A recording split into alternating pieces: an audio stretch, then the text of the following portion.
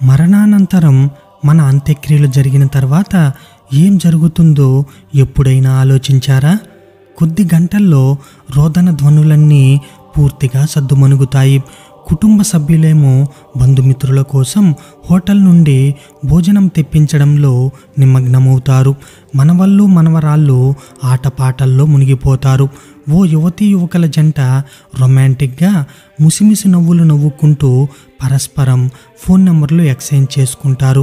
మరికొందరు దగ్గరలో ఉన్న టీ షాపులో బాతాకానికి బయలుదేరుతారు.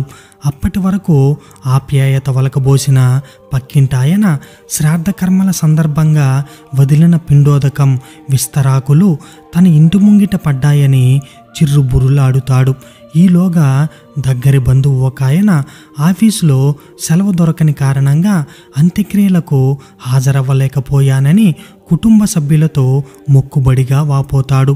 మరుసటి రోజు వెళ్ళిపోయిన వాళ్ళు వెళ్ళిపోగా మిగిలిన వాళ్లలో ఒక ఆయన మధ్యాహ్న భోజనాల్లో ఉప్పెక్కువైందని అలుగుతాడు. మరొక ఆయన దానికి వత్తాసు పలుకుతాడు. నువ్వు జీవితాంతం ఒళ్ళు హోనం చేసుకుని కడుపు కట్టుకుని కూడబెట్టిన కోట్లు విలువ చేసే ఆస్తుల్ని పంచుకునే విషయంలో నీ పుత్రరత్నాలు పేచీ పడతారు.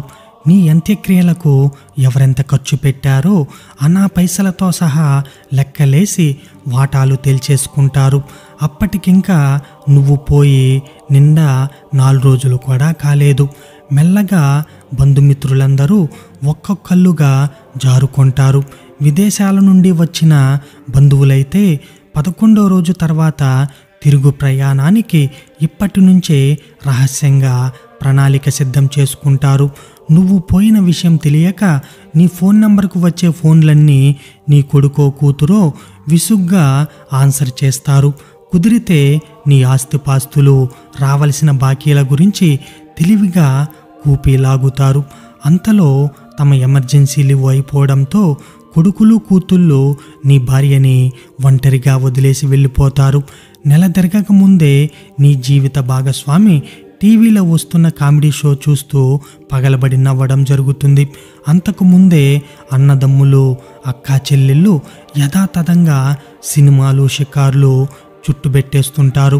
మొత్తంగా నెలలోపే నీ చుట్టూ ఉన్నవారు నీకు అత్యంత ఆత్మీయులు, నువ్వు లేకుండా బతకలేమన్న వాళ్ళు అందరూ తమ తమ విధుల్లో ఎంతగా మునిగిపోతారంటే నువ్వనే వ్యక్తి తమ జీవితంలో ఉన్నావనే విషయమే మర్చిపోయేంతగా ఒక పండుటాకు ఒక మహావృక్షం నుండి ఎంత సునాయాసంగా ఎంత వేగంగా రాలిపోతుందో అంతే వేగంగా నీ వారు అనుకున్న అందరి స్మృతి పదంలోంచి నువ్వు కనుమరుగైపోతావు.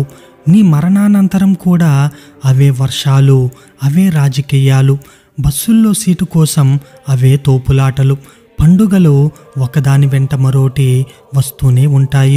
నువ్వు ఎంతో ప్రేమగా పెంచుకున్న నీ పెంపుడు జంతువులు మరో యజమాని కోసం వెతుక్కుంటాయి.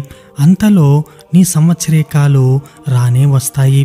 నీ పెళ్లి కంటే ఆడంబరంగా జరిగే ఆ తంతును చూసి ఆనందించడానికి నువ్వు ఉండవు కదా. నీ జ్ఞాపకార్థం అతిథులకు పంచబోయే స్టీలు శాల్తీలు అత్యంత తక్కువ ధరకు ఎక్కడ దొరుకుతాయో అన్న విషయంపై కొడుకులు కోడళ్ల మధ్య పెద్ద చర్చ జరుగుతుంది. ఈ కార్యక్రమంతో నీకు ఈ లోకానికి పూర్తిగా సంబంధం తెగిపోయినట్లే. నీ గురించి మాట్లాడుకునేవారు కానీ నిన్ను తలుచుకునేవారు కానీ దాదాపుగా ఉండరు. ఇప్పుడు చెప్పండి, ఈ విషయంలో స్త్రీలు కానీ పురుషులు కానీ ఎవరైనా సరే ఇన్నాళ్ళు మీరు పాకులాడింది ఎవరి కోసం, దేనికోసం? తెగ హైరానా పడిపోయావు. నువ్వు కట్టించిన భవనంలో నివసించేవారు సైతం నీ ఉనికిని మర్చిపోయారంటే నీ తపనకు తాపత్రయానికి ఏమన్నా అర్థం ఉందా? జీవితంలో 35% నీ వాళ్ళనుకునే వాళ్ళ కోసం, వారి మెప్పు పొందడం కోసం, వారి భవిష్యత్తు కోసం బతికావు కదా. వాళ్లకు కనీసం నీ గురించి ఆలోచించే తీరిక ఉందా? ఇవన్నీ కొద్ది తేడాతో అందరికీ వర్తిస్తాయి. కాబట్టి నీకోసం నువ్వు తప్పించు. ఆరోగ్యాన్ని కాపాడుకుంటూ బతికినన్ని నాళ్ళు సంతృప్తిగా బతకడంలో అర్థం పరమార్థం ఉంది. మరణం తర్వాత ఏం జరుగుతుంది, ఎవరి కోసం ఈ పాకులాట అన్నది ఈ వీడియోలో చాలా క్లుప్తంగా తెలుసుకున్నారు కదా. రేపటి మరో వీడియోలో మళ్ళీ కలుసుకుందాం. Thank you friends. Thanks for watching.